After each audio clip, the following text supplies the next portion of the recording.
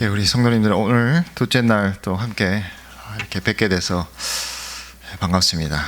예, 코로나 바이러스에도 불구하고 계속 모이신 것 참 귀하고 대단한 결단이라고 생각합니다. 그리고 내일까지 우리에게 주신 집중적으로 주신 말씀을 통해서 올해뿐만 아니라 우리의 평생이 참 말씀이 있는 곳에 늘 있어야 한다는 것을 함께 깨달아가는 시간이 되었으면 좋겠습니다.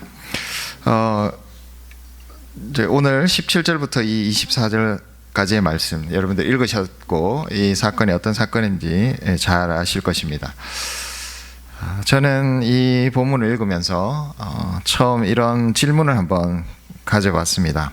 18장인데요. 이제 그 다음에 나오는 장이 우리가 너무나 잘 아는 이 갈멜산에서 그 바알 선지자들 450명과 엘리야가 이렇게 흔히 대결한다고 했죠. 그런 대결이 있는 아주 잘 알려진 그게 18장에 나옵니다. 그리고 우리가 어제 살펴봤던 16절까지의 말씀 여러분들도 잘 아시는 이 사르밧 과부의 집에 엘리야가 머물게 되는 거기에 하나님께서 가루와 기름을 떨어지지 않도록 주시고 그것을 통해서 이 사르밧 과부의 믿음을 끝까지 얻기를 원하신다. 이 사건이 오늘 본문 앞에 나와 있는 사건입니다. 어제까지의 사건과 18장의 사건 그 사이에 굳이 오늘 이 사건이 있어야 될까 그런 생각을 한번 해보게 됩니다. 16장까지의 사건 다음에 이 사르밧 과부의 집에서 하나님께서 하나님의 말씀을 가지고 있었던 엘리야라는 선지자를 잘 보존하셨죠.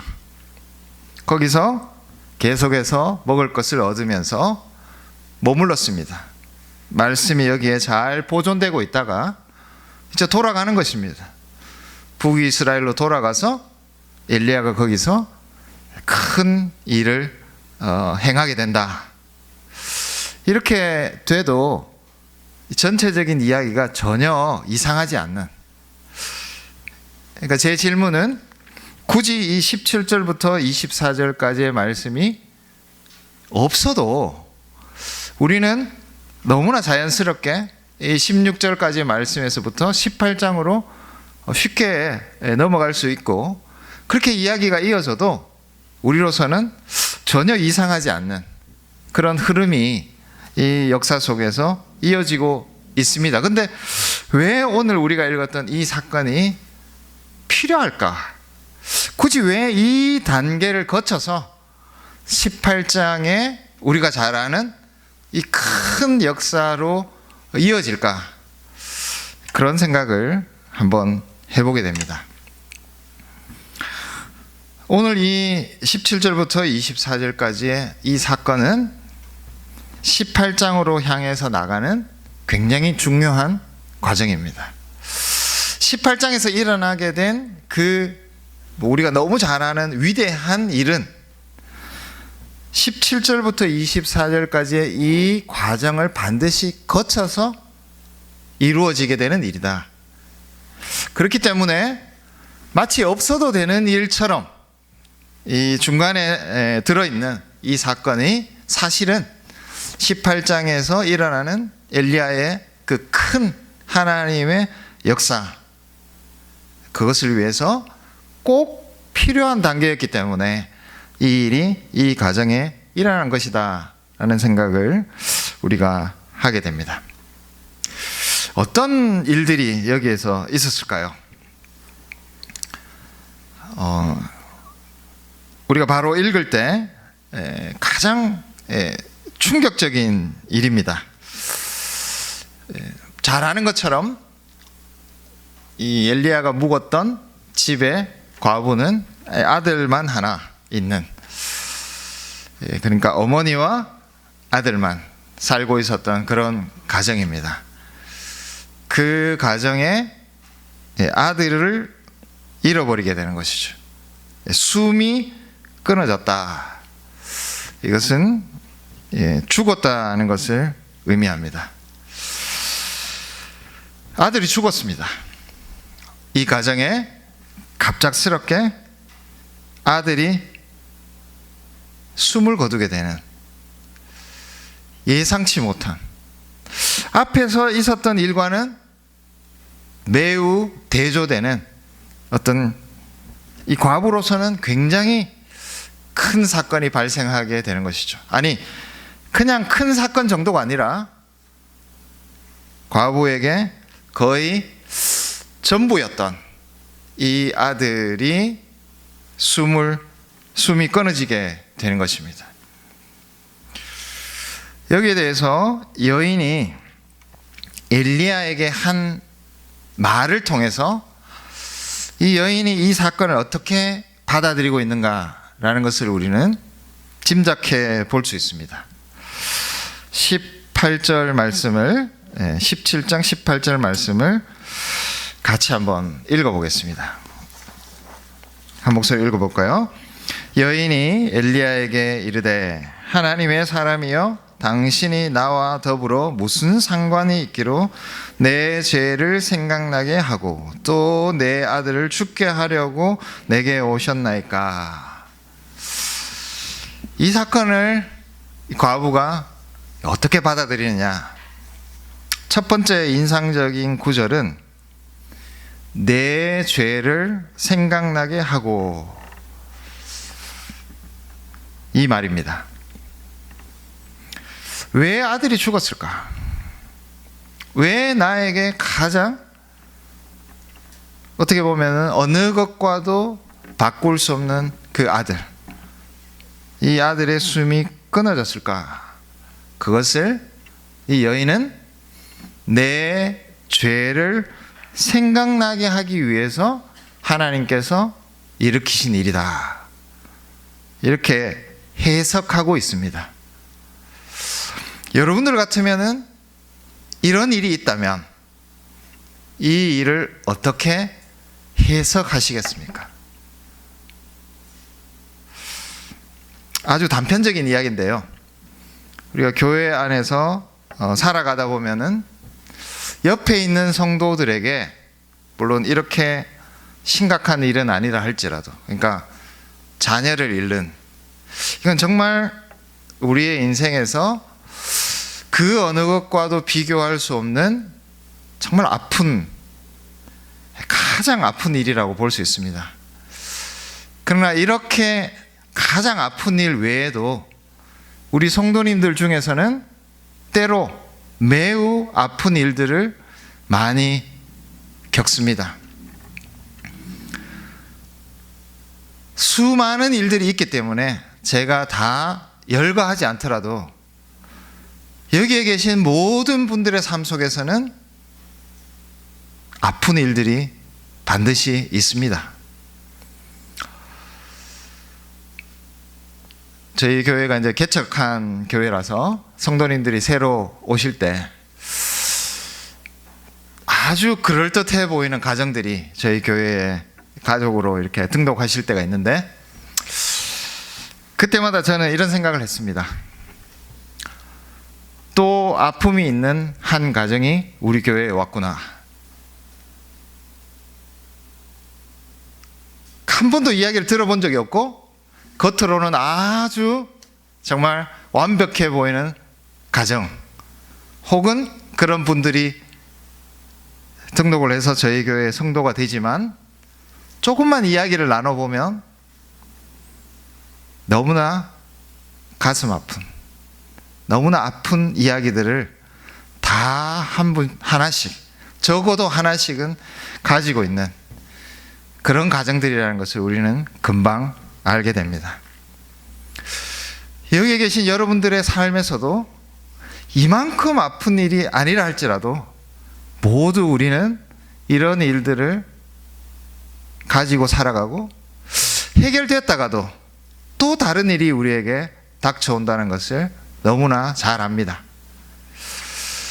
그럴 때 내가 내 일을 해석하는 것을 넘어서서 옆에 있는 성도들이 이런 일을 만날 때 우리는 그것을 주로 어떻게 해석하나요? 많은 분들이 이렇게 해석하는 것을 많이 보았습니다. 저 성도가, 저 형제가, 저 아무개 집사가 그렇게 하나님을 잘 섬기지 않더니만, 열심히 교회 생활을 하지 않더니만 저 일을 당하는구나.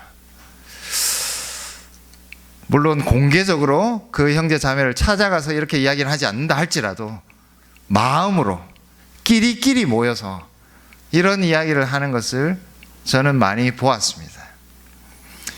어떤 성도에게 아픈 일, 좋지 않은 일이 있을 때 어떻게 해석하느냐? 우리는 대부분 죄의 결과다.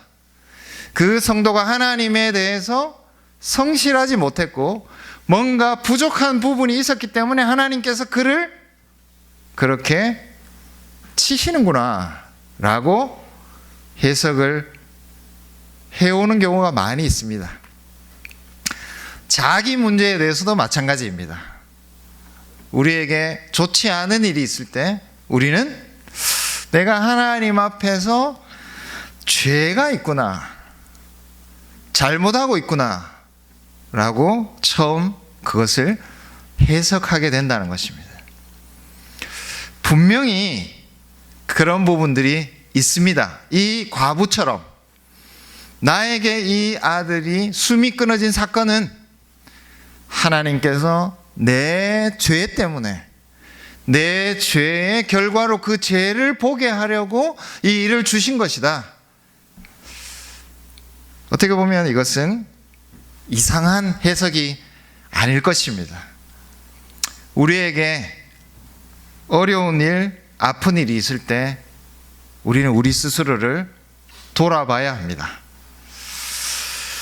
그러나 적어도 이 본문에서 이 사르밧 과부에게 하나님께서 왜 아들을 데려가셨냐, 죽게 하셨냐 라는 문제에 우리가 제안해서 생각해 본다면 과연 이 과부의 해석, 하나님께서 내 죄를 생각나게 하려고 데려가신 것이다 라는 이 해석이 과연 하나님에 대한 생각에서 정당한 해석인가, 하나님을 아는 지식에서 정당하게 바르게 하나님을 이해하고 있는가, 그것은 우리가 한번 생각해 봐야 될 것 같습니다.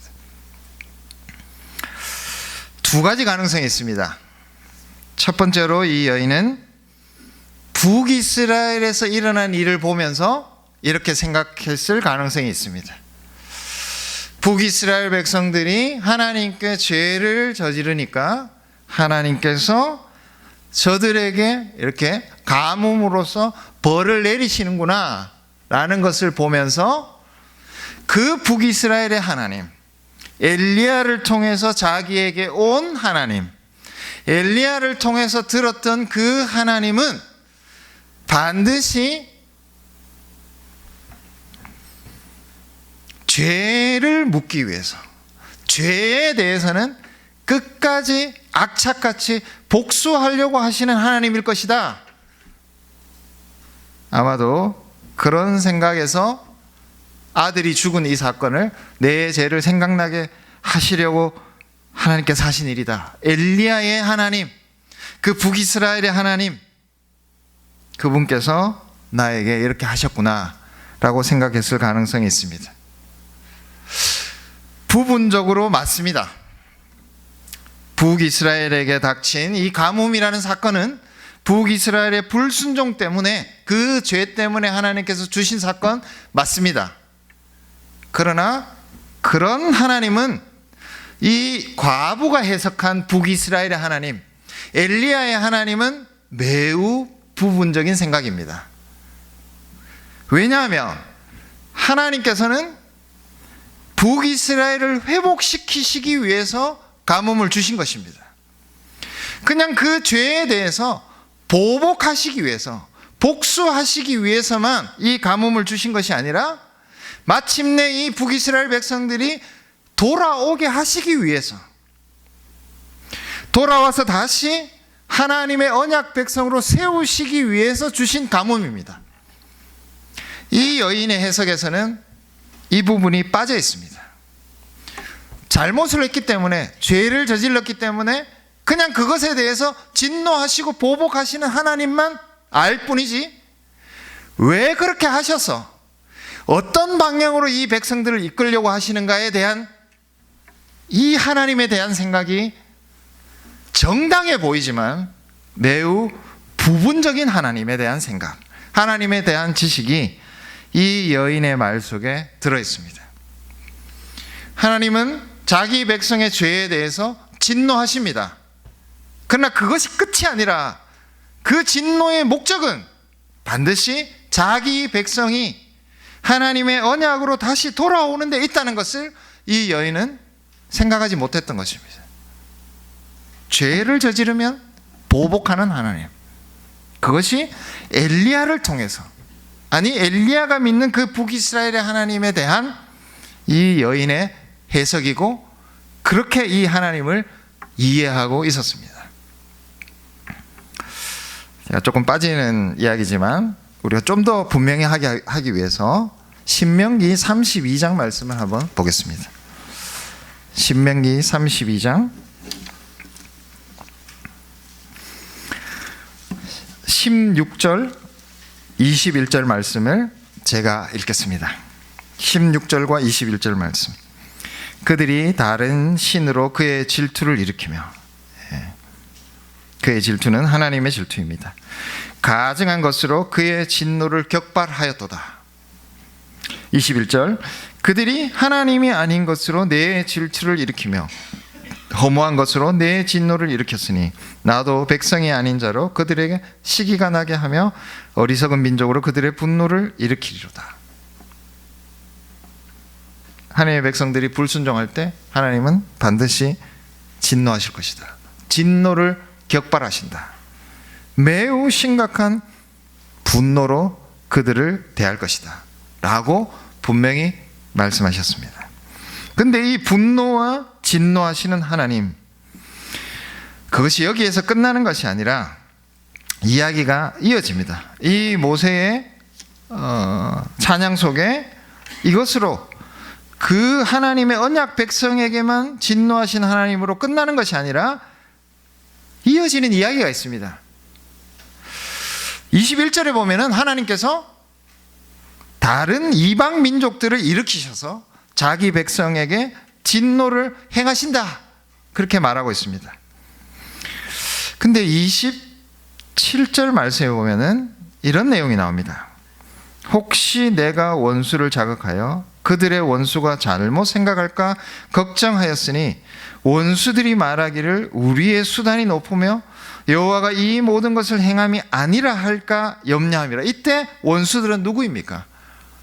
하나님께서 자기 백성에게 벌을 주시기 위해서 그 수단으로서 보내주신 이방 민족들을 말하는 것입니다. 처음에는 하나님께서 자기 백성들에게 진노를 쏟아부으시는, 그리고 그것의 수단으로서 이 이방 민족들을 보내서 질투나게 하실 것이다, 그렇게 말합니다. 근데 한순간 이 내용이 뒤바뀝니다. 하나님의 분노와 진노가 누구를 향해서 쏟아지는가? 이스라엘 백성들이 아니라 더 이상 바로 이 원수들을 향해서 쏟아진다는 것입니다. 35절 말씀에 보면 그들이 실족할 때에 내가 보복하리라. 이때 그들은 이스라엘 백성들, 하나님의 언약 백성이 아니라 하나님의 언약 백성을 위해서 하나님께서 내신 수단, 곧 이방 민족들을 말합니다. 어느새 하나님은 누구에게 보복하고 계시는가? 이 이방 민족들을 향해서 보복하시고 그들의 환난 날이 가까울 것이다라고. 도대체 어떤 일이 일어났을까요? 36절 말씀에 보면은 참으로 여호와께서 자기 백성을 판단하시고 그 종들을 불쌍히 여기시리니. 하나님께서는 진노 가운데 불쌍히 여기고 계십니다. 하나님이 진노하고 계시다, 그것만 보면 하나님에 대한 절반의 이해밖에 되지 않습니다. 하나님은 왜 진노하셨는가? 그들을 불쌍히 여기시기 때문에 그렇습니다. 하나님의 마음에는 자기 백성에 대한 가여이 여기시는 마음, 언약으로 돌아오기를 바라는 마음, 그것으로 가득 차 있습니다. 이렇게 하시기 위해서 하나님은 일시적으로 자기 백성들에게 진노하십니다. 이방 민족을 불러서 이들을 징벌하시고 그들의 탄압 가운데 자기 백성들을 두십니다. 그러나 어느 순간 하나님의 보복은, 하나님의 진노는 누구를 향합니까? 자기 백성이 아니라 이 이방 민족들을 향하고 있다는 것을 마치 시간의 차이가 없이 일어나는 일처럼 오늘 이 모세의 찬양 속에서 우리가 확인하게 됩니다. 하나님의 중심은 무엇일까요? 맞습니다. 죄에 대해서 하나님께서는 진노하신다, 부인할 수 없는 일이죠. 그러나 그것만 본다면 엘리야가 전했던 하나님, 북이스라엘의 하나님은 절반의 하나님입니다. 하나님께서는 진노 가운데 여전히 자기 백성을 불쌍히 여기고 계십니다. 여전히 가엾게 여기고 계십니다. 그냥 그 진노로, 죄로 인해서 하나님께서 징벌하시는 것으로 끝나는 것이 아니라 하나님은 자기 백성을 여전히 불쌍히 여기시기 때문에 오히려 그 백성들을 탄압하는 원수들을 향해서 보복하시고 이들을 징벌하고 계시다. 그렇게 이 모세의 노래 속에서 우리가 확인할 수 있습니다. 이 과부가, 우리가 열왕기상 17장으로 다시 돌아가면 이 과부가 가지고 있는 신학이죠. 신학, 하나님을 아는 지식, 아주 정당하고 합리적으로 보이지만 엘리야가 전했던 북이스라엘의 하나님은 거기에만 멈추시는 분이 아니라 자기 백성을 불쌍히 여기고 계시는, 진노 가운데서도 가여이 여기시는 마음을 잊지 않으시는 하나님이라는 사실, 그것을 이 과부는 이해하지 못했기 때문에 굉장히 정당해 보이는 신학이지만 그러나 굉장히 왜곡된 신학을, 내 죄를 생각나게 하려고 아들을 데려가셨군요 라고 하는 생각에만 머물러 있었던 것입니다. 다른 한편으로 생각해 보겠습니다. 엘리야가 찾아가기 전까지 이 여인은 한 번도 북이스라엘의 하나님에 대해서 들어보지 못했을 것입니다. 잘 아는 것처럼 시돈 땅은 바알 숭배의 중심지입니다. 하나님과 이방신들의 결정적인 차이가 무엇입니까? 여기에 대해서 이 여인은 여전히 이방신들이 가지고 있는 신학, 그 이방신의 모습으로 하나님에 대한 생각을 그대로 가지고 있다는 것을 우리는 여기서 엿볼 수 있습니다. 북이스라엘의 하나님에 대한 오해도 있지만 자기가 원래부터 가지고 있었던 이 신에 대한 생각, 이방신들은 대부분 어떻습니까? 그 이방신들에게 열심히 제사를 드리면 기뻐서 좋은 것으로 그 사람들에게 베풀어주고, 제사가 부족하다든지 열심히 부족하면, 정성이 부족하면 죄를 내리는, 그리고 형벌을 내리는 그런 신들이 이방신들입니다. 어떻게 보면 매우 자연스럽게 보이지만 이런 신들을 이 여인도 같이 믿어왔습니다. 한마디로 자기의 정성이 부족했기 때문에, 그 신에 대해서 내가 하는 일이 뭔가 결여됐기 때문에, 죄가 있었기 때문에 그렇게 거기에 대해서 일일이 대응하는 이방신의 모습으로 북이스라엘의 하나님을 해석하고 있지 않았는가 하는 생각도 해보게 됩니다. 우리는 지나치게 하나님께서 어떤 안 좋은 일을 주셨을 때, 우리에게 아픈 일을 주셨을 때 죄의 결과구나, 이렇게 자동적으로 연결할 때가 많습니다. 내가 하나님에 대해서 뭔가 부족한 것이 있어서 그것이 이유가 되어서, 이것을 인과율이라고 하는데, 원인이 있기 때문에 이런 결과가 있다. 그 원인이 뭐냐? 내가 하나님에 대해서 뭐 부족했고 죄를 범했기 때문에 하나님은 이런 일을 주신다, 이런 생각입니다. 인과율, 죄가 있기 때문에 징벌하시는구나. 근데 이것은 전형적으로 이방신들의 생각입니다. 이방신들이 그렇게 하니까요. 여기에 대해서 성경 말씀은 굉장히 많은 의문을 가지고 있습니다. 제가 딱 한 구절만 여러분들과 같이 나누겠습니다. 욥기 2장 말씀을 한번 찾아보겠습니다. 욥기 2장 9절 말씀, 1장 9절 말씀을 먼저 찾아보겠습니다. 그리고 2장 3절을 찾아보겠는데 1장 9절 말씀을 먼저 찾아보겠습니다. 같이 한번 읽어볼까요? 시작. 사탄이 여호와께 대답하여 이르되 욥이 어찌 까닭 없이 하나님을 경외하리까? 까닭 없이, 이게 제가 아까 말씀드린 원인과 결과. 여기서는 뭘 이야기하고 있습니까? 사탄이 욥기 시작에서부터 욥에 대해서 이렇게 이야기합니다. 이 사람은 온전하고 정직하여 하나님을 경외하며 악에 섰다는 자더라. 사탄이 이렇게 이야기합니다. 욥이 왜 그럴까요?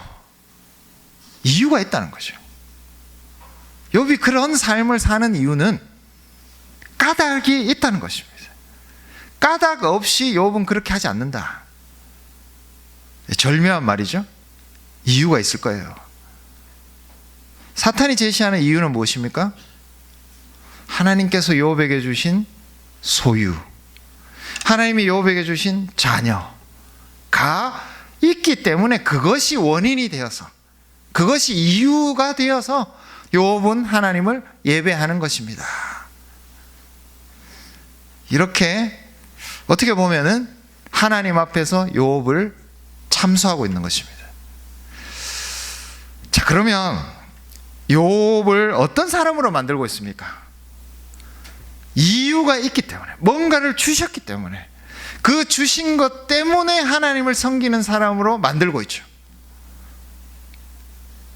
만약에 욥이 그런 사람이었다고 한다면 이것은 우상숭배입니다. 이건 굉장히 제가 심한 말을 했는데, 여러분들이 무엇 때문에 하나님을 섬기고 있다, 까닭이 있어서, 하나님께서 여러분들에게 주신 무엇 때문에 나는 하나님을 예배하고 이런 온전함을 지키고 있습니다. 그러면 그것을 주신 하나님보다 하나님께서 주신 어떤 것, 어떤 사람을 더 귀하게 여기고 있기 때문에 그것이 우상숭배라는 것입니다. 굉장히 어려운 질문을 지금 사탄이 하고 있습니다. 우리에게. 너는 까닭 없이 하나님을 예배하고 있느냐, 이렇게 묻고 있는 거예요. 우리에게 만약 지금 누리고 있는 것이 다 없어진다면, 우리에게 전혀 지금 여기 이제 욥으로 이야기하자면 그가 누리고 있었던 소유, 자녀 10명이죠. 그 다음에 자신의 건강입니다. 자, 이 세 가지가 없어졌을 때도 하나님을 여전히 경외한다면 우리는 진정한 하나님을 예배하는 자입니다. 근데 그게 없어졌을 때 우리가 하나님을 떠나게 되고, 자, 이제 여기에 대해서 사탄의 이 말에 대해서, 이거 하늘에서, 천상에서 이루어진 말이고요, 이 말에 대해서 메아리 치듯이 똑같이 이야기한 사람이 있는데 그 사람이 바로 욥의 아내입니다. 욥의 아내가 2장 9절에 보면 이렇게 이야기해요. 제가 읽겠습니다. 그의 아내가 그에게 이르되 당신이 그래도 자신의 온전함을 굳게 지키느냐? 하나님을 욕하고 죽으라. 이건 사탄의 말이 아니지만 땅에서 사탄의 말에 대해서 메아리처럼 똑같이 화답하고 있는 말이 바로 이 욥의 아내의 말입니다. 무슨 얘기냐? 재산이 없고 자녀가 없는 욥, 당신은 더 이상 하나님을 예배할 이유가 없다. 온전함을 지킬 이유가 없다. 죽어라. 결과적으로 욥의 아내는 하나님 그분보다 하나님께서 주신 어떤 것을 예배하고 있었다. 그 점에서 우상 숭배자라고 볼 수 있는 것입니다. 만약에 사탄이 이 천상에서 이야기하고 있는 것처럼 욥이 까닭이 있어서 하나님을 경외하고 하나님을 예배하는 자라고 한다면 거기에 우상 숭배의 모습이 있습니다. 왜냐하면 어떤 것 때문에 하나님을 예배하고 있기 때문에, 그것을 주셨기 때문에, 그걸 나에게 허락해 주셨기 때문에 하나님을 예배하고 있다면 그것은 사탄이 말하고 있는 것과 동일한 그런 신앙을 우리가 하나님 앞에서 말하고 있는 것과 같다는 것입니다. 심각한 질문이죠. 우리는 과연 하나님 그분 자신만을 예배하고 있는가? 아니면 그분께서 주신 어떤 것을 더 사랑하고 예배하고 있는가? 이게 우리 인생의 굉장히 중요한 질문입니다. 여기에 까닭 없이라는 중요한 인과 유를 나타내는, 하나님을 예배할 때는 뭔가 이유가 있을 거야. 무엇 때문에 하나님을 예배하는 거야. 이렇게 사탄이 하나님 앞에서 우리를 고발하고 있다는 것을 여러분 기억하셔야 됩니다. 근데 이 욥기에는 또 한 번의 까닭 없이가 등장합니다. 2장 3절 말씀에 보면은, 2장 3절 제가 읽어보겠습니다. 여호와께서 사탄에게 이르시되 내가 내 종 욥을 주의하여 보았느냐? 그와 같이 온전하고 정직하여. 이게 하나님의 대사입니다. 사탄 앞에서 하나님이 욥을 이렇게 디펜스를 해주시는 거예요. 온전하고 정직하여 하나님을 경외하며 악에서 떠난 자가 세상에 없느니라. 내가 나를 충동하여 까닭 없이 그를 치게 하였어도. 하나님 뭐라고 말씀하십니까? 욥의 죄 때문에 그를 치는 게 아니라고 말씀하고 계시지 않습니까? 나는 까닭 없이 그를 친다. 그렇게 되어 있습니다. 이때 까닭 없이가 무슨 말일까요? 그의 죄 때문에 그를 친 것이 아니라는 겁니다. 그의 죄 때문에 하나님께서 욥을 치신다라는 그 말은 누가 하느냐? 이 이후에 등장하는 욥의 세 친구가 있습니다. 어려운 이야기를 제가 계속하고 있어서 죄송합니다. 욥의 세 친구가 등장해서 긴 논쟁을 벌입니다. 수많은 그 논점을 이용해서 욥과 계속해서 논쟁을 벌이는데 핵심은 뭐냐? 네가 이런 재앙을 당하는 것은 죄가 있기 때문이다. 그 까닭 때문에, 그 죄 때문에 너를 이렇게 하시는 거니까 너는 회개해야 돼. 그걸 이 세 친구가 계속해서 욥에게 설득시키기 위해서 하는 이야기들이 그 뒤에 나오는 이야기들입니다. 굉장히 긴 이야기예요. 하나님께서 까닭 없이 욥을 쳤다, 그렇게 말씀하시는 것을 받아들이지 못하는 사람들, 이런 결과가 있으면 반드시 원인이 있을 것이다. 너에게 너의 죄 때문에, 네가 정성이 부족해서 그 이유 때문에 하나님이 너를 치신 거야 라고 우리는 나에 대해서도 우리의 이웃에 대해서도 늘 말하고 싶은 거예요. 인간의 본성은 인과 율, 원인을 찾고 싶은 것입니다. 이런 일이, 이런 안 좋은 일이, 이런 나쁜 일이, 이런 아픈 일이 너에게 있다는 것은 너에게 원인이 있을 것이다. 주로 그 원인은 죄의 문제다. 네가 죄를 저질렀기 때문에, 잘못을 했기 때문에 하나님이 너를 치신 거야. 하나님께서 이것에 대해서 정면으로 부인하고 계십니다. 까닭 없이. 여러분이 지금 순간적으로 이렇게 생각하실지 모르겠습니다. 야, 욥에게 계속 현미경을 들이대면 그에게 뭔가 한 점이라도 죄가 있지 않을까, 그런 관심을 가지시면 욥기를 전혀 이해하실 수가 없습니다. 왜 처음부터 욥에 대해서는 온전하고 정직하여 하나님을 경외하며 악에서 떠난 자라는 이 하나님의 대사가 반복되고 있을까요? 까닭 있어서, 그래도 찾고 찾다 보면 욥에게 뭔가 죄가 있지 않을까, 그게 우리 본성이에요. 그 원인을 찾고 싶은 거예요. 그러나 욥기에서 등장하는 하나님의 이 욥에 대한 묘사는 이 가능성을 차단하기 위한 것입니다. 까닭 없이 내가 그를 친다, 죄가 있어서가 아니다, 죄 때문에 내가 그에게 일어난 이 모든 일을 준 것이 아니다, 허락한 것이 아니다라는 사실. 이때 다시 한번 까닭 없이 그것이 등장합니다. 만약에 이 까닭 없이가 없다고 한다면 하나님은, 우리가 믿는 하나님은 이방신들과 똑같은 신입니다. 그냥 잘 섬기고 잘 제사하고 뭔가를 잘해주면 기뻐하고, 잘못하고 부족하고 이런 부분이 있으면 분노하는, 거기에만 머물러 있는 신. 하나님은 까닭 없이, 물론 이 까닭 없이는 하나님의 목적이 없다는 뜻은 아닙니다. 그러나 어떤 원인 때문에, 우리에게 발생하는 어떤 죄 때문에, 반드시 그 이유 때문에 우리를 치시는 하나님, 그런 하나님이 아니라는 것입니다. 구분을 하셔야 되겠죠? 이스라엘은 그들의 범죄로 인해서 하나님의 진노를 받습니다. 그러나 그 진노 가운데서도 하나님은 그들을 불쌍히 여기시는 마음을 거두지 않으십니다. 끝까지 그들이 이 언약으로 돌아오도록 하시기 위한 진노입니다.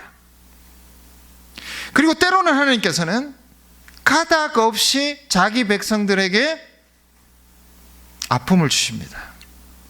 하나님이 까닭 없이라고 이야기했는데 우리는 자꾸 까닭을 찾고 싶습니다. 나의 죄 때문에, 나의 어떤 것 때문에 하나님께서 이렇게 하시는구나, 그렇게 이 하나님의 까닭 없이를 부정하고 싶은 것이죠. 그러나 적어도 이 과부에게 일어났던 일, 그것은 이 과부가 해석하듯이 나의 죄를 생각나게 하려고 하나님께서 그에게 하신 일이 아니라는 것입니다.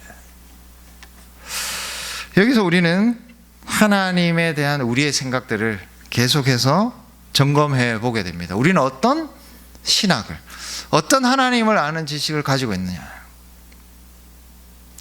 우리가 인과율을 통해서, 우리가 판단할 수 있는 그 범위를 통해서 생각할 수 있는 하나님, 그런 하나님을 훨씬 넘어 계시다는 사실을 우리는 받아들여야 합니다. 하나님은 까닭 없이 우리를 치시는, 우리의 본성에는 너무나 맞지 않은 생각이죠. 까닭 없이 우리를 치신다? 어떻게 이런 일이? 그러나 이 반드시 까닭이 있어야 된다.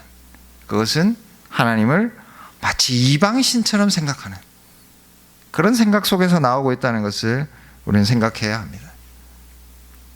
이 여인은 여전히 이런 관점에서 자기의 신론, 자기의 신학, 그 속에서 하나님을 해석하려고 했기 때문에 자기에게 일어난 이 일을 내 죄 때문에 일어난 일이라고 그렇게 해석했던 것이죠. 17장, 열왕기상 17장 18절 말씀에서 또 중요한 하나의 이 여인의 말이 있습니다. 그것은 당신이 나와 더불어 무슨 상관이 있기로, 이 말과 제일 마지막에 나오는 내게 오셨나이까 하는 말입니다. 아까 내 죄를 생각나게 하려고 그것은 잘못된 해석이었습니다. 하나님을 너무 좁게 해석했기 때문에 진정한 하나님을 이해할 수 없었던 부족한 말이었다고 한다면, 제가 조금 전에 말씀드린 당신이 나와 더불어 무슨 상관이 있습니까? 왜 내게 오셨습니까? 이것은 매우 정확한 말이었습니다. 아들의 숨이 끊어진 사건, 그것은 하나님께서 본격적으로 이 여인의 인생에 개입하신, 본격적으로 오신 사건이다 라는 것을 이 여인의 말을 통해서 우리는 이해할 수 있습니다. 하나님은 아들을 데려가심으로써 이 여인에게 본격적으로, 직접적으로 오신 것입니다. 이전의 사건을 생각해 보면 여러분, 한번 하나님께서 직접 명령하신 적이 있으시죠. 그러나 그때는 이 여인은 도무지 그 하나님의 명령을 이해하지 못했습니다. 그리고 그 다음에 이어지는 모든 일들은 엘리야를 통해서 간접적으로 온 일들입니다. 엘리야를 통해서 다 하신 일이에요. 엘리야를 통해서 말씀하셨고, 엘리야를 통해서 기름과 가루를 주신 것입니다. 엘리야가 있기 때문에 이 여인에게 간접적으로 주어진 어떤 것입니다. 그러나 이 아들의 숨이 끊어진 사건은 이제 하나님께서 진짜 직접적으로, 본격적으로 이 여인에게 직접 오신 사건이다. 이렇게 정확하게 이 사건을 이해하고 있었습니다.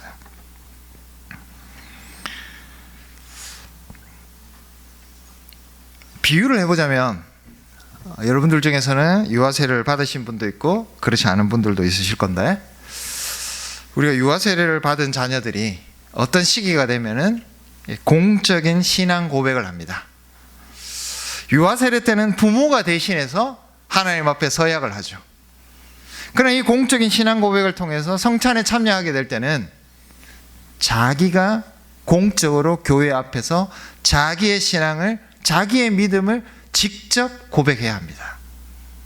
그런 순간이 오는 것이죠. 자, 이 여인에게도 엘리야를 통해서,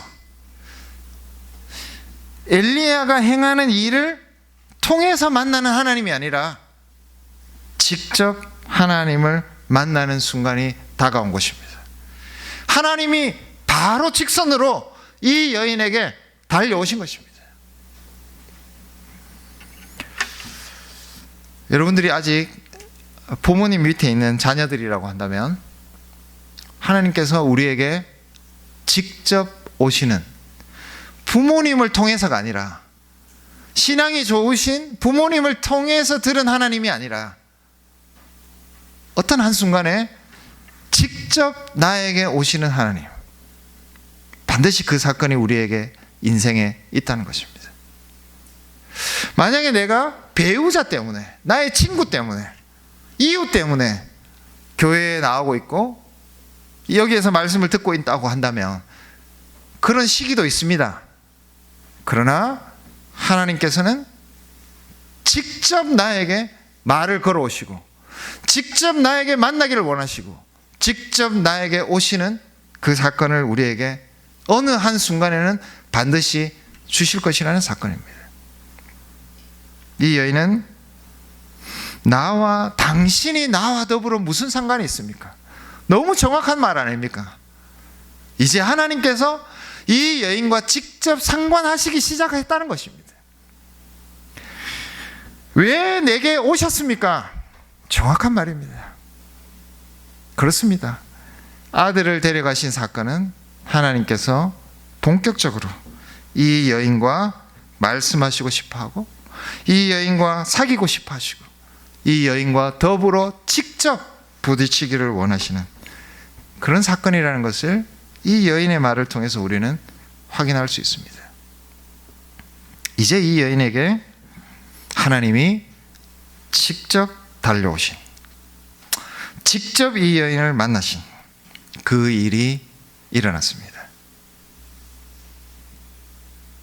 우리의 인생은 많은 순간 누구를 통해서, 나의 배우자를 통해서, 부모님을 통해서 그런 순간들이 소중하고 귀중한 것도 사실입니다. 그러나 반드시 직접 나에게 말씀하시는 하나님, 그 하나님을 우리는 대면해야 합니다. 아니, 하나님께서 대부분의 순간 우리에게 직접 찾아오십니다. 다만 우리가 그것을 알지 못할 뿐, 하나님께서는 우리에게 오고 계십니다. 우리의 인생과 직접 상관하기를 원하십니다. 만약 나에게 아픈 일이 있다면, 내가 감당할 수 없을 만큼 고통스러운 일이 있다면, 그것은 무엇을 이야기하느냐?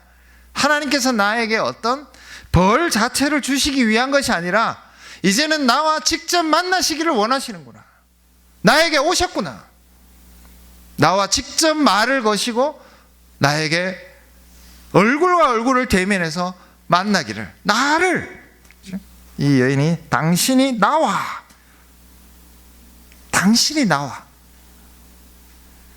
그렇게 나에게 오시고 계시구나. 여러분, 이렇게 생각하셔야 된다는 것입니다. 하나님께서 주시는 말할 수 없는 고통이, 이 여인에게는 이제 아들이 숨이 끊어진 사건이지만 우리에게는 모두 다 이런 짐들을 지고 이 땅에서 살아가고 있습니다.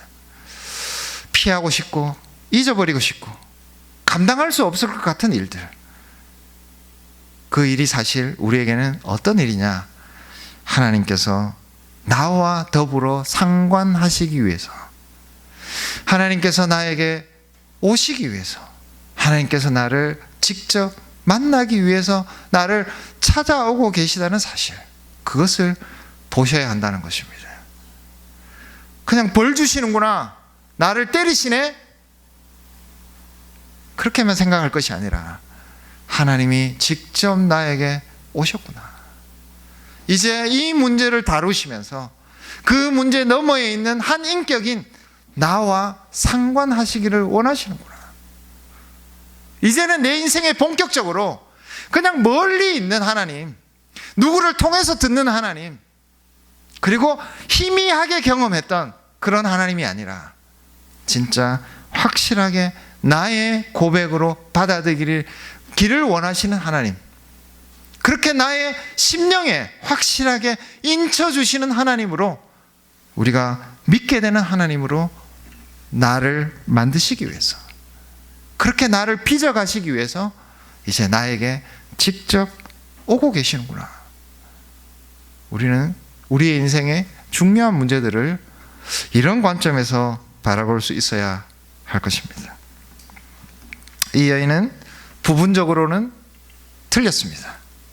그냥 그것이 죄 때문에 나에게 진노하시는 그냥 이방신들처럼, 내가 뭐가 잘못이 있으니까, 부족하니까, 정성이 좀 덜 깃들여져서 그냥 나를 벌 주시는구나, 이렇게 잘못 생각했지만, 그러나 한편으로는 이 여인은 이제 하나님께서 나를 찾아오신 거구나, 당신이 나와, 이런 관점 속에서 이 문제를 바라볼 수 있게 되었다는 것입니다. 이것이 이 여인에게 하나님께서 주신 하나의 중요한 선입니다. 이 본문 속에 살아있는 중요한 하나의 라인이라고 보시면 될 것 같습니다. 그러니까 이 여인을 향해서 하나님께서 어떤 의미가 있기 때문에 이 사건을 시작하신 거예요. 자, 근데 그 다른 한편에 서 있는 누가 있느냐? 엘리야가 있습니다. 그러니까 이 여인의 아들을 데려가셨기 때문에 마치 이 일이 이 여인과만 관계된 일인 것처럼 우리가 생각할 수 있지만, 하나님은 엘리야를 향해서도 굉장히 중요한 의미를 가진 사건을 일으키신 것입니다. 어떤 점에서 좀 엘리야에게 이 일이 중요했을까요? 첫 번째는 하나님께서 미리 예고해 주신 사건이 아닙니다. 이전에는 이제까지의 모든 엘리야가 출현한 이후의 모든 사건을 보면은 하나님께서 미리 다 가르치셨어요. 어떻게 되면 어디로 가라. 거기 가면 어떻게 될 것이다. 뭐를 준비해놨다. 이렇게 하나님께서 미리 다 말씀해 주신 사건들이었습니다. 이 사건은 엘리야에게도 전혀 예고되지 않는, 어떻게 보면 굉장히 당황스러웠을 사건.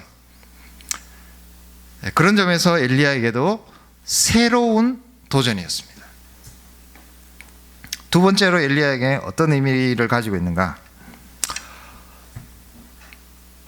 하나님께서 말씀이 없는 시대에 유일하게 엘리야에게 말씀을 주시고 엘리야와 말씀하시고 엘리야와 대화하시는, 한마디로 이 엘리야는 이 시대 유일하게 하나님의 말씀을 담고 있는 그릇이었습니다. 그래서 너무나 당연하게 이 말도 안 되는 시돈 땅에서 엘리야가 떡을 먹으면서 살 수 있었습니다. 사르밧 과부의 집에 갔을 때 하나님께서 너무나 명백하게 기름과 가루가 떨어지지 않도록 끊임없이 엘리야에게 공급해 주셨을 것입니다. 엘리야 입장에서는 내가 하나님의 말씀을 이 시대에 가지고 있는 증거가 가루와 기름이 계속 공급되는 것을 통해서 확인될 수 있었을 것입니다. 역시 확실히 여기에 하나님의 말씀이 있는 거구나. 내가 여전히 변함없이 하나님의 말씀을 담지하고 있는 그릇으로 살아가고 있는 것이구나. 그래서 하나님께서 나를 이렇게 지켜주시고 보존해 주시는 것이구나. 말씀이 있는 곳에는 생명이 있구나.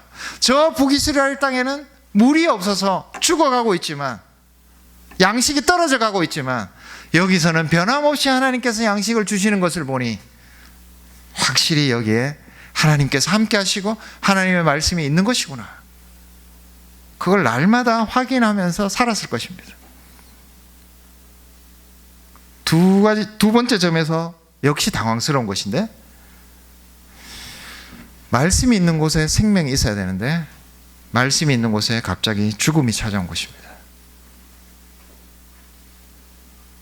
아니, 하나님께서 자기의 말씀을 두시려고 하는 곳에 어떻게 해서 죽음이 찾아오는 것일까요?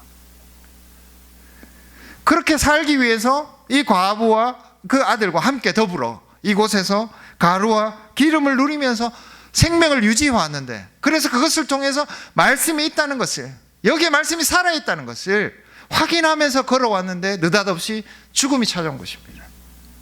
말씀이 있는 곳에 생명이 있느냐? 아니, 말씀이 있는데 왜 여기에 죽음이 찾아오느냐는 것입니다. 이것이 엘리야에게 주어진 굉장히 큰 과제였습니다.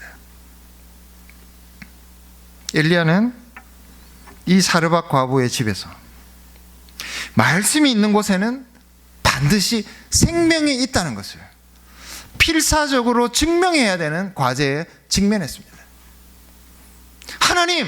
그래서 20절, 21절 말씀에 보면 두 번씩이나 내 하나님 여호와여, 굉장히 절박합니다. 이 절박함은 어디에서 나오느냐? 이제까지 하나님께서 확신시켜 주셨던 하나님의 말씀이 있는 곳에는 반드시 생명이 있어야 된다는 이 사실, 그것을 하나님의 말씀의 담지자인 이 선지자가 증명해야 하기 때문에 생기는 절박함이었습니다. 이전까지의 모습을 한번 보십시오. 엘리야에게 안 되는 일이 없었습니다.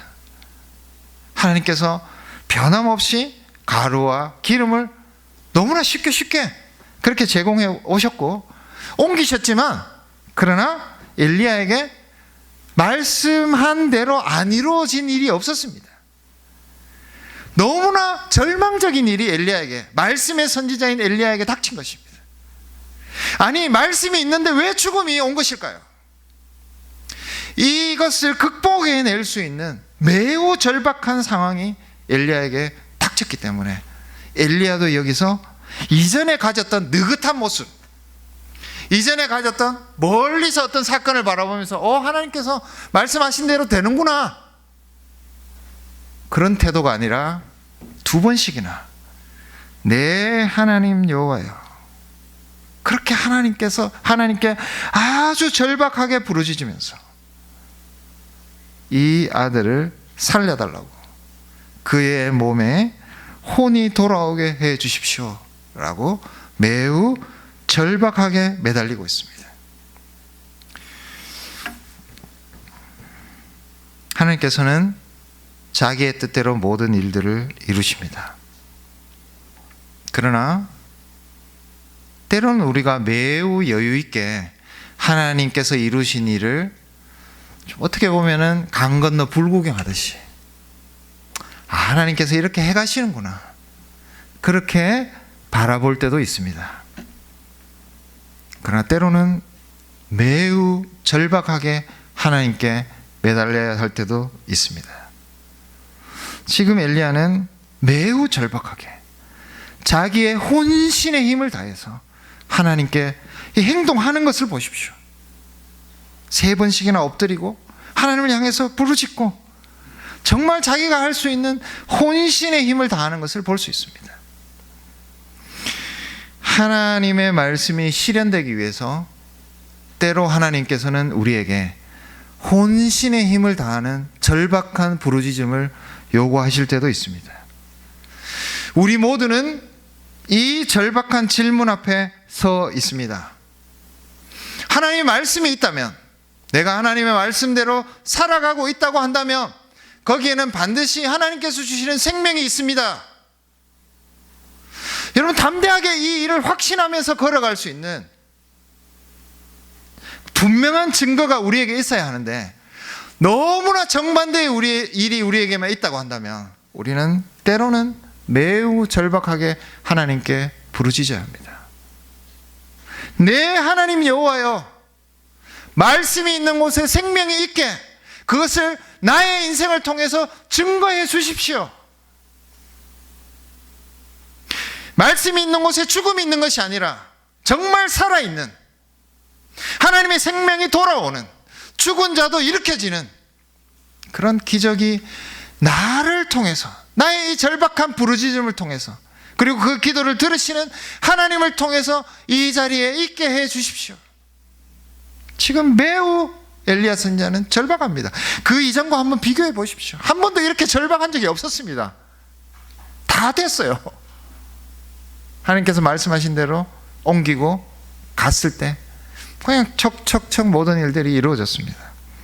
그러나 이 순간만큼은 엘리야가 매우 절박하게, 매우 시급하게 하나님께 매달리고 있습니다. 그 이유는 선지자인 자신, 하나님의 말씀이 있는 곳에는 생명이 있어야 한다는 이 하나님의 약속이 이루어지지 않는 이 현실에 대해서 고통하고 그것을 생명으로 바꾸어 주시도록, 말씀이 있는 곳에는 반드시 생명이 있어야 한다는 이 하나님의 분명한 약속을 이루어 주시도록 매달리는 엘리야의 절박함이 있습니다. 하나님께서 왜 엘리야에게 이 일을 주셨을까? 다시 18장으로 가면 엘리야는 매우 느긋해집니다. 갈멜산에서 전혀 두려워하지 않아요. 갈멜산에서 모습을 보면 이렇게 절박하게 하나님께 매달리지 않습니다. 왜 그럴까요? 이미 이 사르밧 과부의 집에서 엘리야는 하나님께서 주신 사건으로 확신하게 되었습니다. 절박하게 매달렸을 때 말씀이 있는 곳에는 반드시 생명이 있구나, 말씀이 있는 곳에는 반드시 승리가 있구나, 그것을 이미 이 작은 사르밧 과부의 집에서 훈련했기 때문에 그것보다 훨씬 엄청나고 두려운 일인 그 갈멜산에서의 사건에서는 매우 여유 있게 전혀 두려워하지 않고 구경하면서 그렇게 하나님의 일을 이루어가고 있다는 것을 보게 됩니다. 여기서 이 하나님을 엘리야가 만났다는 것이 이후에 갈멜산을 위한 준비의 과정이었다는 것을 우리가 확인할 수 있습니다. 하나님께서는 이 작은 곳에서 엘리야를 훈련시키셨는데 이것은 반드시 엘리야가 통과해야 되는 과정이었습니다. 만약에 이 일이 없었다면 과연 갈멜산에서 엘리야에게 그런 담대함과 여유가 있었을까요? 하나님께서 혼신의 힘을 다해서 절박하게 하나님께 매달렸을 때 말씀이 있는 곳에 생명이 있다는 이 진리를 확신시켜 주시는 역사를 이루신 것입니다. 이 아이가 마치 처음 하나님께서 사람을 창조하실 때처럼 그 혼이 몸으로 돌아와서 살아났습니다. 창조의 그 일이 창조주 하나님의 권능으로 이 아이에게 생명을 회복시켜 주셨습니다. 그렇게 엘리야에게 확증시켜 보여주신 것입니다. 이것을 본 엘리야가 여기에서 이 사실을 확인한 엘리야가 무엇이 그 창조주의 기적과 같은 일을 처음 인간을 만드실 때 하신 일과 같은 그 역사를 본 엘리야에게 무슨 두려움이 있었겠습니까?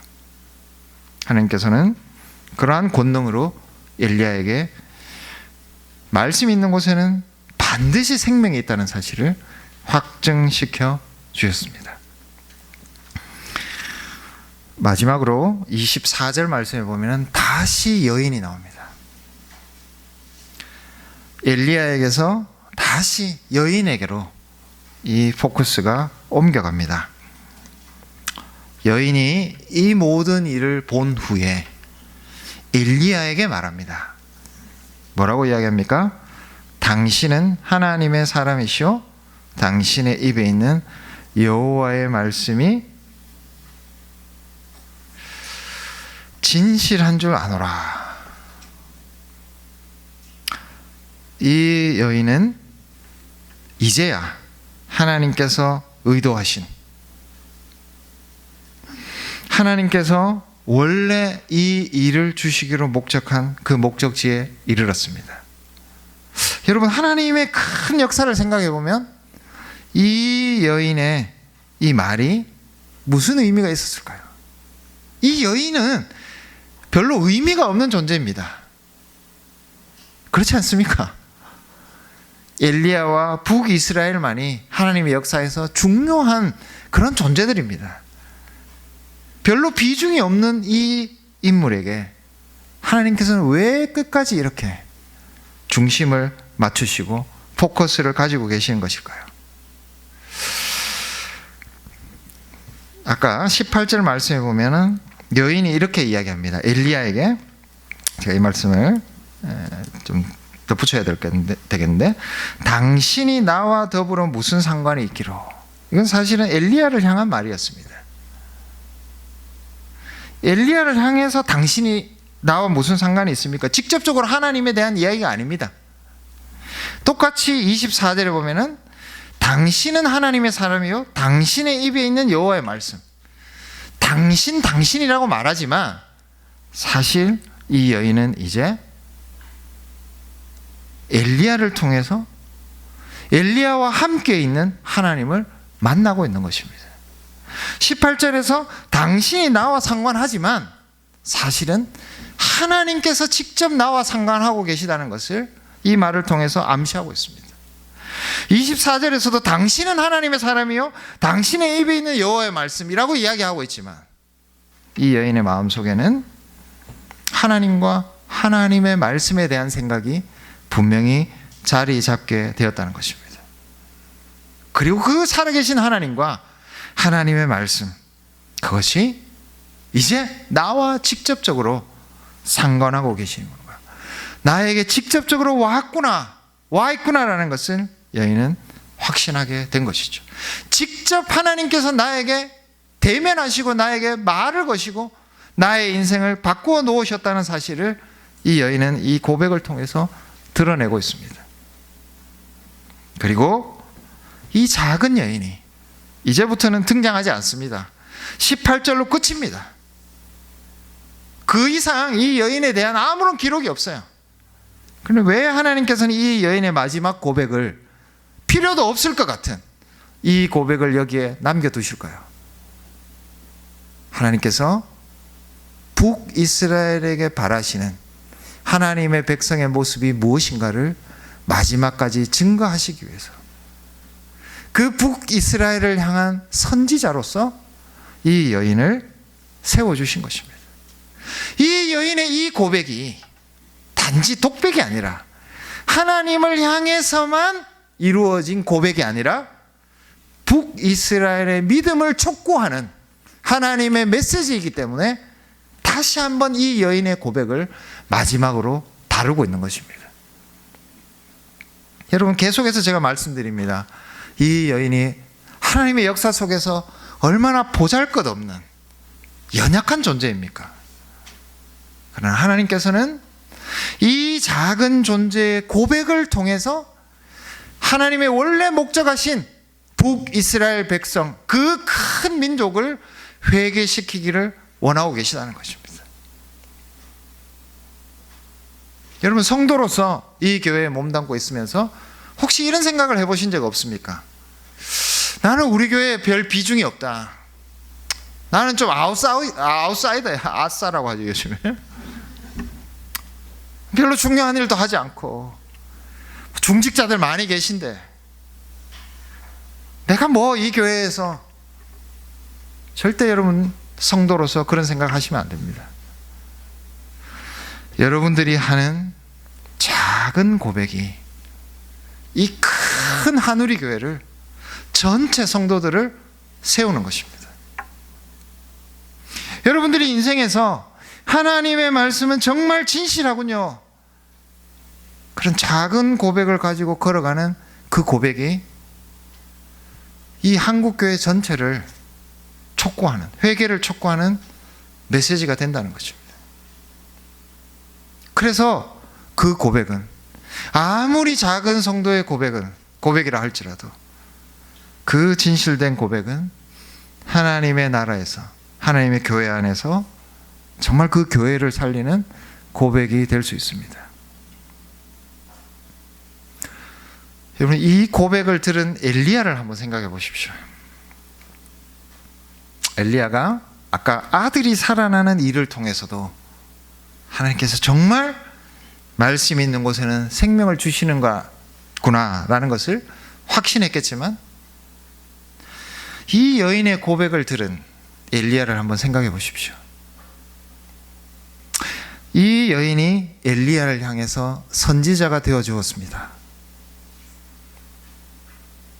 여러분, 우리는 서로에게 선지자가 되어줘야 합니다. 박 목사님이 우리에게 이 강단에서 선포해 주시는 말씀, 그 말씀을 통해서 우리는 그 말씀이 정말 진실하군요, 이렇게 고백해야 합니다. 그 고백이 있을 때 이 교회가 세워집니다. 그리고 목사님도 세워집니다. 작은 성도들이 아무리 작은 말씀이라도 그것을 붙들고 씨름하고 애쓰는, 그것을 통해서 중직자들이, 하나님의 종들이 힘을 얻는 것입니다. 저는 아들이 살아난 사건, 그것보다도 오히려 더 큰 확신을 준 것이 이 여인을 통해서 이루어진 여인의 고백입니다. 여러분, 한번 보십시오. 당신이 하나님의 사람입니다. 당신의 입에 있는 여호와의 말씀은 정말 신실합니다. 반드시 하나님은 그 말씀을 이루십니다. 이게 한 여인이 할 수 있는 말이 아니에요.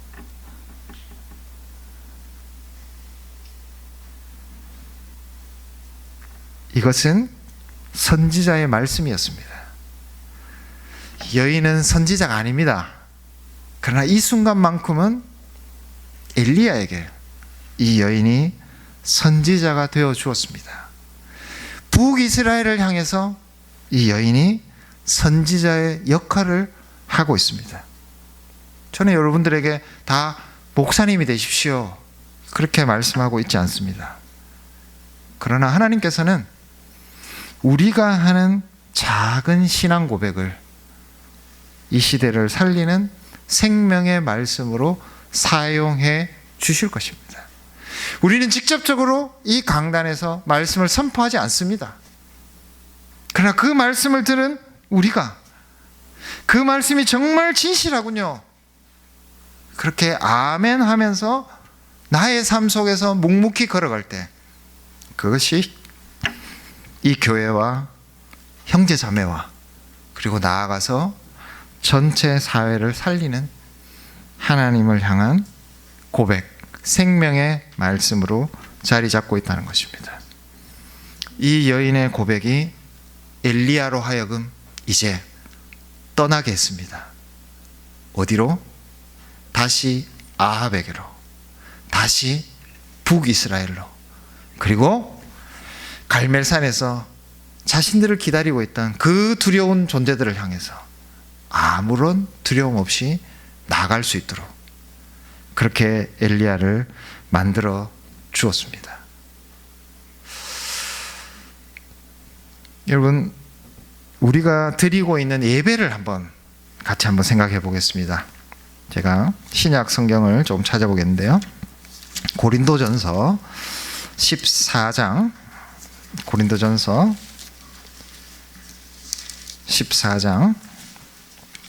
26절 말씀을 같이 보겠습니다. 고린도전서 14장 26절.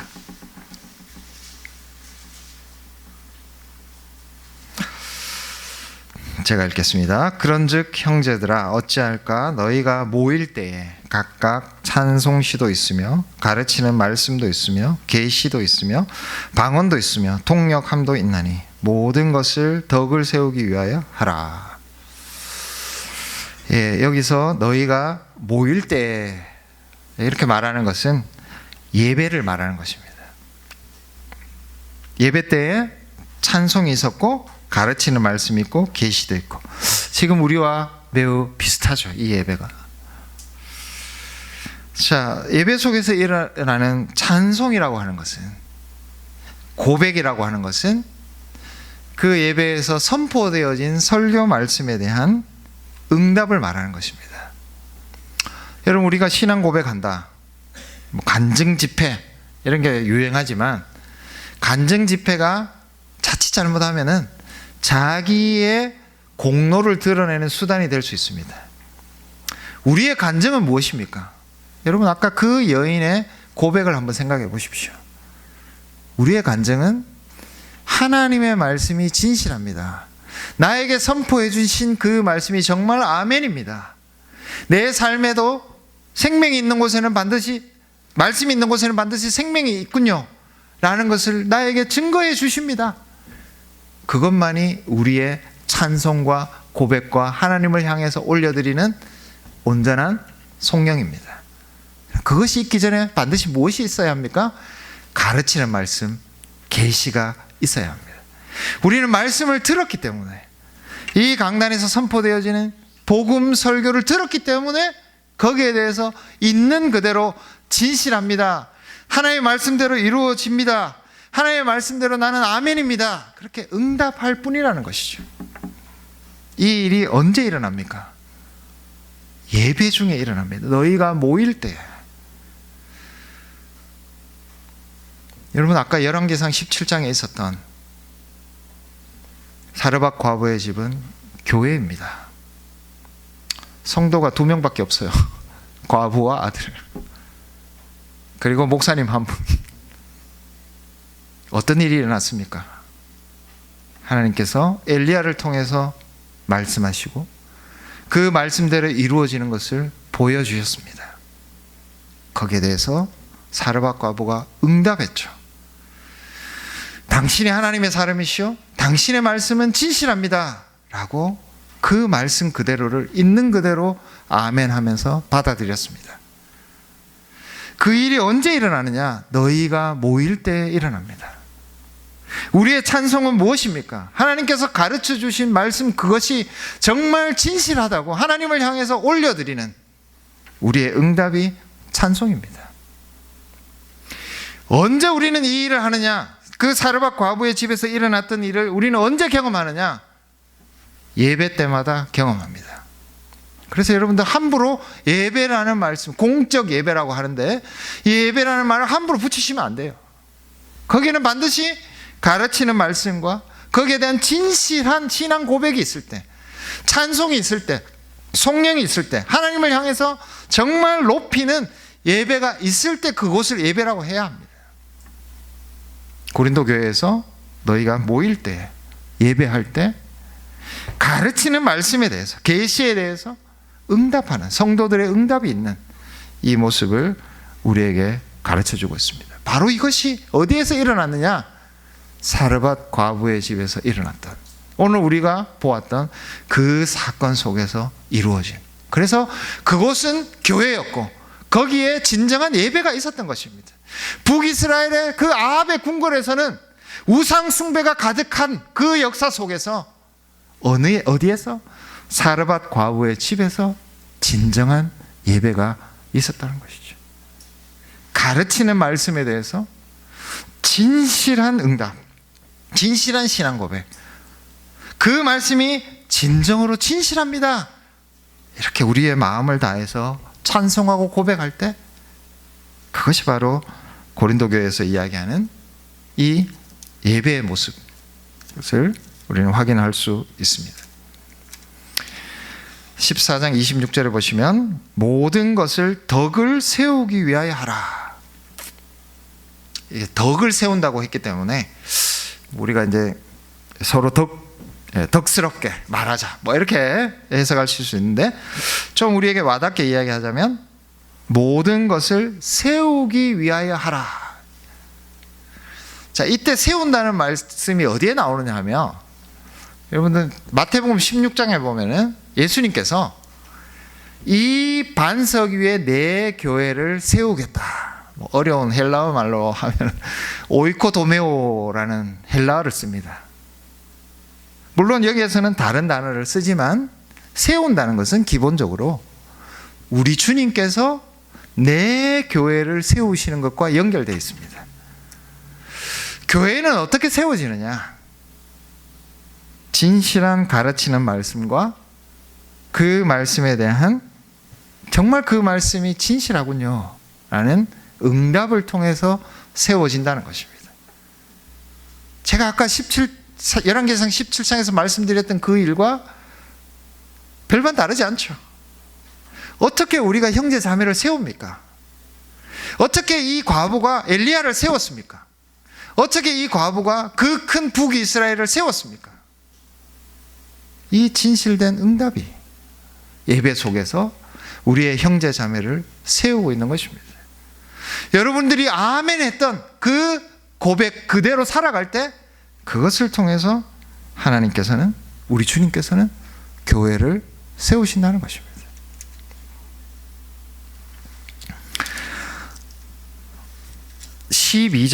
고린도전서 12장 3절 말씀을 보겠습니다. 고린도전서 12장 3절,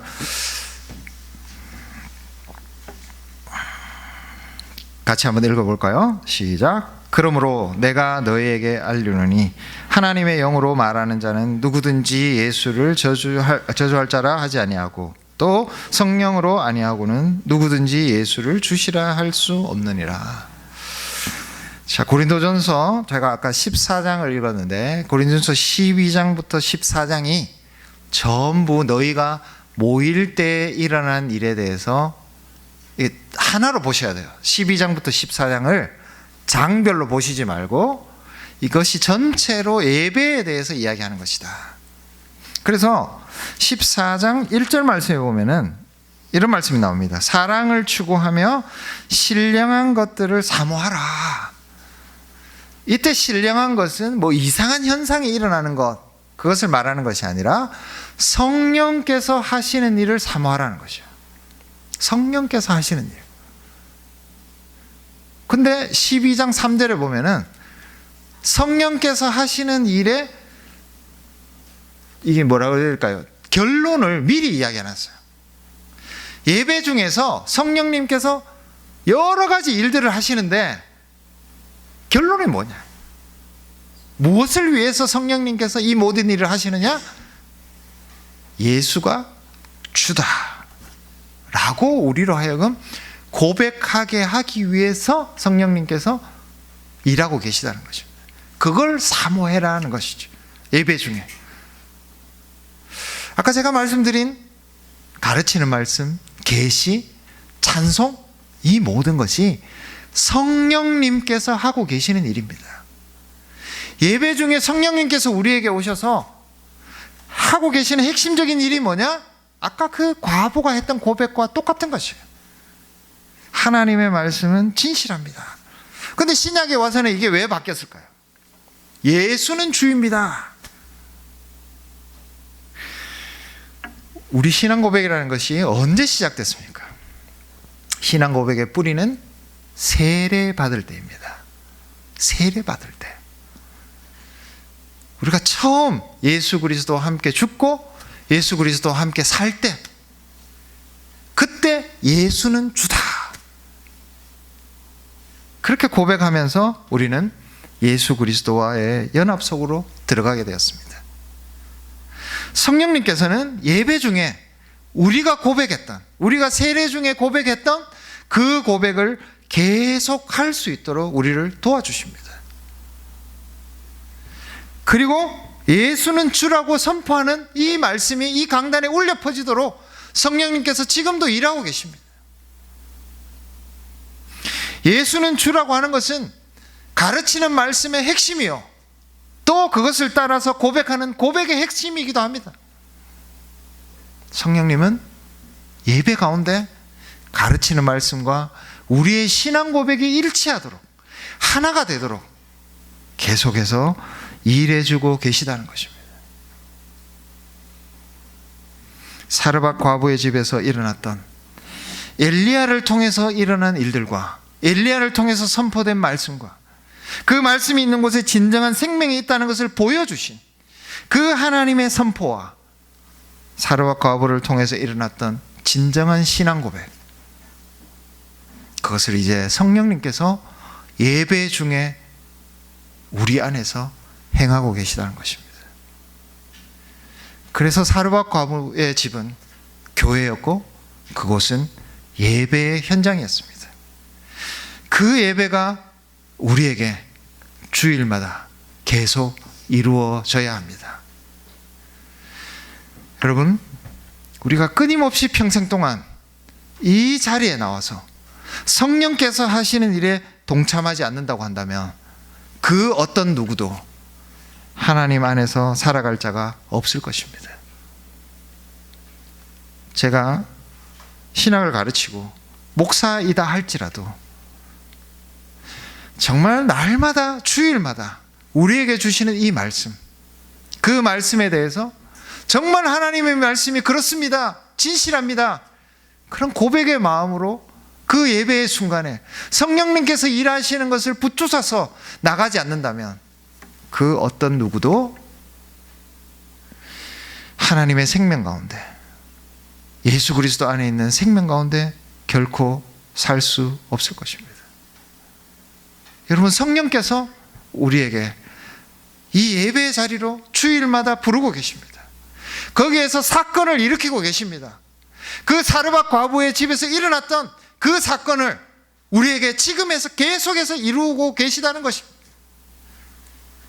가르치는 말씀을 통해서, 그것에 대한 진실된 고백을 통해서 이 현장 속에서 성령님께서 그 사건을 계속해서 우리에게 만들어 가고 계십니다. 그것을 경험하지 않는 자들이 과연 갈멜산에 올라서 두려워하지 않고 바알의 선지자들을 대적할 수 있을까요? 하나님께서 가르치는 말씀과 형제자들, 자매들을 통해서 일어나는 신앙 고백, 그 풍성함을 맛보지 못한 자가 과연 세상 속에서 힘있게 살아갈 수 있을까요? 그 어떤 누구도 이것을 스스로 보장할 수 있는 사람은 없습니다.